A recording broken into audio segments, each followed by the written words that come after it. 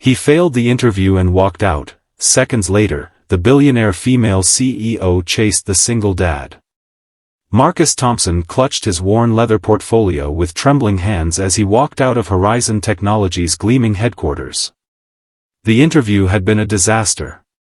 Behind him, Eliza Chen, the billionaire CEO known for her ruthless business acumen, was already reaching for her phone. Neither of them knew that this moment would change both their lives forever. If you're moved by stories of second chances and unexpected connections, hit that like button and subscribe to see more life-changing moments like this one. Sometimes fate has plans we never see coming. The morning had started with chaos, as mornings often did in the Thompson household. Marcus's alarm had failed to go off, and he woke to his 6-year-old daughter Lily bouncing on his bed. "Daddy! Daddy! You're going to be late for your important meeting." Marcus bolted upright, his heart racing as he glanced at the clock. 7:45 a.m. His interview at Horizon Technologies was at 9 o'clock, across town. "Oh no, no, no," he muttered, scrambling out of bed. "Lily, honey, can you get dressed while Daddy takes a quick shower?" Lily nodded solemnly, her dark curls bouncing. "I picked out my clothes last night. Mrs. Garcia said she'd braid my hair when I get to her house." Marcus felt a surge of gratitude for his elderly neighbor who had been watching Lily since Rebecca died. The thought of his late wife still brought a sharp pain, even 3 years later. He pushed it aside. Today was about moving forward. 20 minutes later, they were rushing out the door of their small apartment. Marcus had managed to look presentable in his only suit, slightly outdated but clean and pressed. His resume and portfolio were tucked safely in the leather case Rebecca had given him for their last anniversary. "You're going to get this job, Daddy," Lily said confidently as he dropped her off at Mrs. Garcia's apartment. "You're the smartest daddy in the world." Marcus kissed her forehead. "Thanks for believing in me, Lillipad." He needed this job desperately. After being laid off from his mid-level management position 6 months ago, their savings were nearly depleted. The tech industry was competitive, and at 42, Marcus often found himself competing with candidates a decade younger with more recent experience. Horizon Technologies represented his best hope. The company was innovative, growing rapidly, and the position, operations manager, matched his experience perfectly. He'd spent weeks preparing for this interview, researching the company, studying their products, and practicing answers to potential questions. The bus was late, of course. By the time Marcus arrived at the towering glass building that housed Horizon Technologies, he had only 5 minutes to spare. He rushed through security, straightened his tie in the elevator's reflection, and took a deep breath before entering the reception area. "Marcus Thompson, here for a 9 o'clock interview," he told the receptionist, trying to hide how winded he felt. The young man at the desk smiled. "Yes, Mr. Thompson. The panel is ready for you. Follow me, please." Panel? The job listing had mentioned an interview with the department head, not a panel. Marcus swallowed hard as he was led into a conference room where 4 people sat waiting. At the head of the table was a woman he instantly recognized from magazine covers and news segments, Eliza Chen, founder and CEO of Horizon Technologies. At 36, Eliza had built her company from a small startup to a tech giant worth billions. Known for her brilliant mind and exacting standards, she rarely participated in interviews below the executive level. Marcus felt his confidence waver. "Mr. Thompson," she said, not rising from her seat. "You're cutting it close." "I apologize for the tight timing," he replied, shaking hands with each panel member. The bus schedule was. "Let's begin," Eliza interrupted, clearly uninterested in excuses. "Your resume shows a gap in employment for the past 6 months. Can you explain that?" The interview went downhill from there. Every answer Marcus gave seemed to miss the mark. When asked about his experience with the latest project management software, he had to admit he hadn't used that particular program. When questioned about his approach to team leadership, Eliza cut him off mid-sentence to ask a different question. 45 minutes in, Marcus knew he had failed. The sympathetic glances from the other panel members confirmed it. When Eliza checked her watch for the third time, he decided to salvage what dignity he could. "I appreciate your time," he said, gathering his papers. "But I think we both know I'm not what you're looking for." Eliza looked up, surprised. Candidates rarely ended interviews themselves. "Mr. Thompson, we still have questions." "I understand the position requires someone with more current technical skills," Marcus said quietly. "I won't waste any more of your valuable time." He stood, nodded respectfully to the panel, and walked out, his shoulders straight despite the crushing disappointment. In the elevator, he allowed himself a moment of despair. How would he tell Lily? How many more months could they survive on his dwindling savings and part-time gig work? As he crossed the lobby, his phone buzzed with a text from Mrs. Garcia. Lily forgot her inhaler. "Do you have it?" Marcus froze. Lily's inhaler. In the rush this morning, he'd put it in his pocket to make sure they didn't forget it, then never transferred it to her backpack. His daughter's asthma had been worse lately with the changing seasons. He turned back toward the elevators, planning to ask the receptionist if he could leave the inhaler for Mrs. Garcia to pick up later. That's when he heard someone calling his name. "Mr. Thompson." Marcus Thompson. Eliza Chen was hurrying across the lobby, her heels clicking on the marble floor.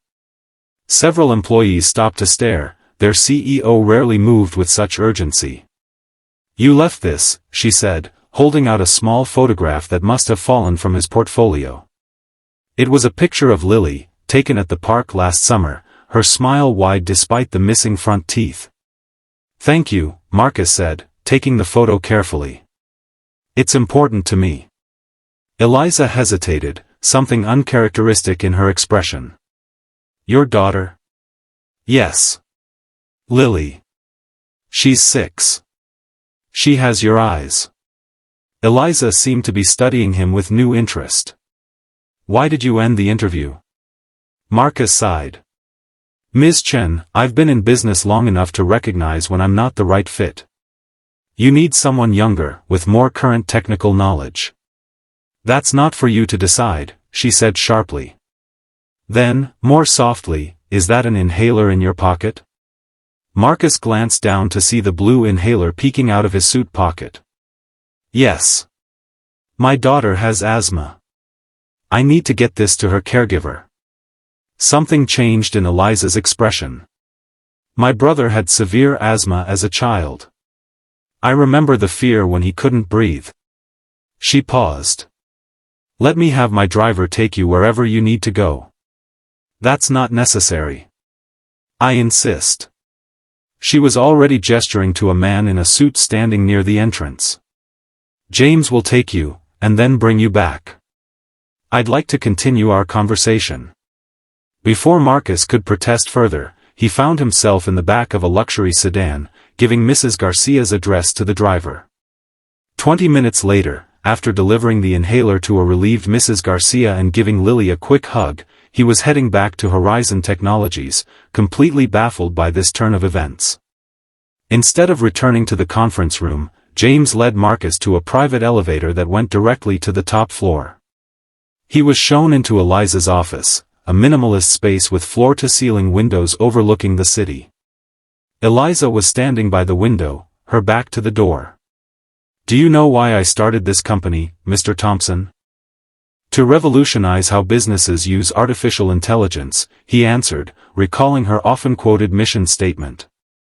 She turned, a slight smile on her face. "That's the public version. The truth is more personal." She gestured for him to sit. "My parents were immigrants who worked multiple jobs. My father died when I was 12, leaving my mother to raise 3 children alone. She had no education beyond high school, but she was the most resourceful person I've ever known." Marcus sat quietly, unsure where this was going. "When I look at your resume, I see gaps in technical knowledge that could be filled with training."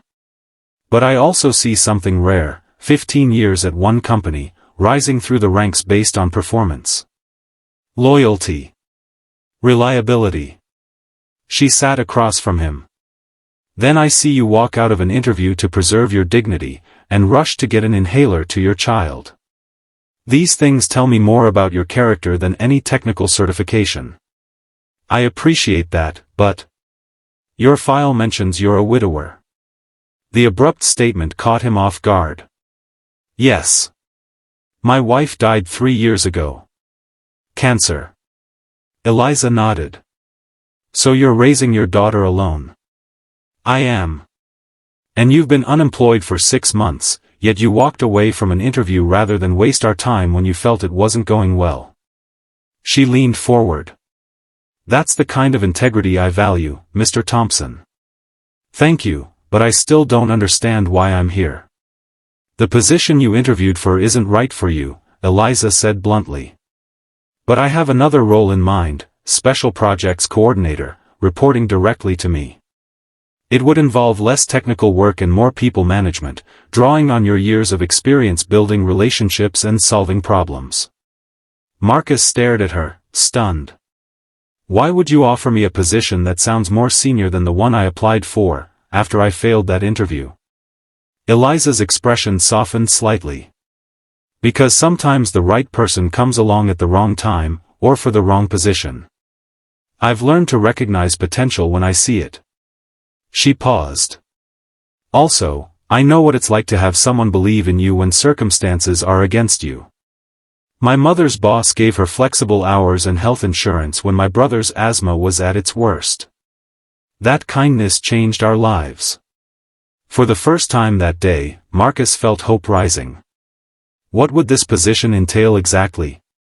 They spent the next hour discussing the role, which would involve coordinating between different departments on special initiatives. The salary she mentioned was significantly higher than the position he'd applied for, and included comprehensive health benefits that would cover Lily's asthma medications completely. There's one more thing, Eliza said as their conversation wound down. The position requires occasional travel, never more than 2 days, and always with advance notice. Would that be an issue with your daughter? Marcus thought about Mrs. Garcia, who had often offered to have Lily stay overnight, and his sister who lived an hour away and could help in a pinch. I can make it work. Good. Eliza stood and extended her hand. I'd like you to start next Monday, if that works for you. Marcus stood and shook her hand, still somewhat dazed by the turn of events. I don't know how to thank you for this opportunity. Thank me by proving my instincts right, she replied. I'm taking a chance on you, Mr. Thompson. Don't make me regret it. As James drove him home, Marcus sat in stunned silence, the employment contract in his portfolio. How had this happened? How had he gone from failure to a better opportunity in the span of a few hours? When he picked up Lily from Mrs. Garcia's apartment, he swung her around in a celebratory hug. Did you get the job, Daddy? She asked, her eyes wide. I got an even better job, Lilipad, he told her. And you know what? I think things are finally going to get easier for us. 6 months later, Marcus sat in Eliza's office for their weekly meeting. He had settled into his role smoothly, his experience and people skills proving valuable as he coordinated between engineering, marketing, and customer service on several key initiatives. The customer satisfaction scores are up 12% since we implemented the changes to the support system, he reported, sliding a folder across her desk. Eliza nodded approvingly. Impressive. The board will be pleased. She hesitated, then added, how's Lily doing with the new asthma specialist? This had become a pattern in their professional relationship, brief moments where Eliza showed a personal interest that went beyond typical boss-employee interactions. She had sent Lily a birthday gift the previous month, a telescope, after Marcus mentioned his daughter's newfound interest in astronomy. She's doing much better. The new medication regimen has made a huge difference. He smiled. She wants to know when she can visit the office again. She's still talking about the tour you gave her. Eliza's usually serious expression softened. Bring her by any time. I enjoyed her questions. She's quite bright. She gets that from her mother, Marcus said automatically, then felt the familiar pang that accompanied memories of Rebecca. And her father, Eliza added quietly. She closed the folder and stood. I have a proposal for you, Marcus. It's not work-related. In 6 months, this was the first time she had used his first name. I'm listening. There's a benefit dinner for the Children's Hospital this Saturday. I usually attend alone, but... She seemed uncharacteristically hesitant. I thought you might like to join me. As my guest. Marcus blinked in surprise. Was Eliza Chen, Billionaire CEO and his boss, asking him on a date? I'd be honored, he said carefully. But I'd need to find someone to watch Lily. The invitation extends to Lily as well, Eliza said quickly. There will be other children there. It's a family-friendly event. On Saturday evening, Marcus adjusted his tie nervously as he and Lily waited in their living room for Eliza's driver. Lily twirled in her new dress, a purchase that had felt extravagant but necessary for the occasion. Do I look pretty, Daddy? She asked. Beautiful, he assured her. Just like your mom. Lily stopped twirling. Do you think Mommy would like Ms. Eliza? The question caught him off guard. I think she would. Ms. Eliza is very smart and kind, even if she doesn't always show it. I think Mommy sent her to help us, Lily said with the simple certainty of a child. She told me she would send someone to make you smile again. Marcus felt his throat tighten with emotion. Before he could respond, a text arrived announcing James was outside. Eliza was waiting in the car, wearing a simple but elegant black dress, her usual severe hairstyle softened for the evening. She smiled warmly at Lily. You look lovely, she told the little girl. That color blue matches your eyes. Thank you, Lily replied politely. Daddy says I clean up good. Eliza laughed, a sound Marcus realized he'd rarely heard. Your daddy cleans up pretty well himself. The benefit was held at the city's most prestigious hotel. As they entered the ballroom, Marcus was acutely aware of the curious glances directed their way. Eliza Chen rarely attended social functions with guests, and never with a child in tow. To his surprise, Eliza seemed completely at ease, introducing Lily to various dignitaries and business associates with the same respect she showed adults. When Lily grew restless during the speeches, Eliza quietly produced a small sketchbook and colored pencils from her clutch, a thoughtful preparation that touched Marcus deeply. Later, as Lily charmed an elderly hospital benefactor at their table, Eliza leaned closer to Marcus. She's remarkable, she said softly. You've done an amazing job raising her on your own. I'm doing my best, he replied. Some days are harder than others. I can imagine. She hesitated. My mother used to say that the most difficult paths often lead to the most beautiful destinations. Your mother sounds wise. She was. Eliza's expression grew distant. She died last year. Cancer, like your wife. Marcus felt a new understanding form between them. I'm sorry. It's a terrible loss. It is. She met his eyes directly. That's partly why I chased after you that day, you know.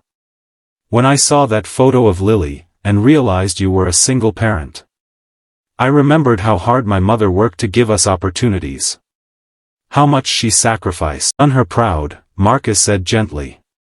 Building what you have. Perhaps. Eliza glanced at Lily, who was now teaching the elderly benefactor a hand-clapping game. But lately I've been wondering if success means something different than I thought. The evening progressed with a comfortable ease that surprised Marcus. When it was time to leave, Lily had fallen asleep against Eliza's shoulder, a sight that created a strange ache in his chest. As James drove them home, Lily slumbered in the back seat between them. Eliza spoke softly. I've never told anyone this, but I always assumed I'd have children someday. Then the company took off, and years passed, and suddenly I was 36 with no personal life to speak of. Marcus nodded. Life rarely follows the plan we imagine for ourselves.